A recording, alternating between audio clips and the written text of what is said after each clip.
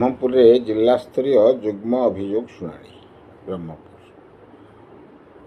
उपजिलापाल कार्यालय सम्मेलन कक्ष गंजाम जिला स्तरीय मिलित जन अभियोग शुणाणी अनुष्ठित हो जाए। अभियोग शुणाणी शिविर में मोट 109टी अभियोग पत्र ग्रहण करा सेथिमध्यरु 98टी व्यक्तिगत अभियोग होइथिबा बेले गोटे सामूहिक अभियोग रहिथिला।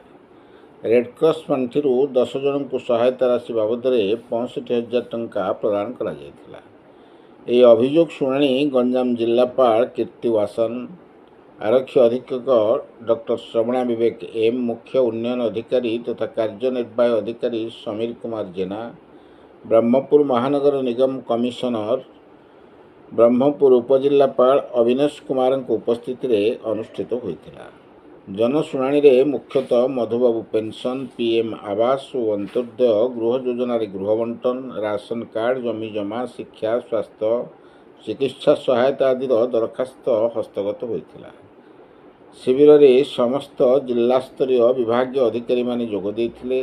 उपजिलापाल कार्यालय असिस्टेंट कलेक्टर श्रीमती शुभश्री मिश्र और कर्मचारी माने उपस्थित रही जनशुणाणी परिचालन में सहयोग करथिले। ब्रह्मपुर सुनील विश्वास रिपोर्ट, कांतिधारा न्यूज।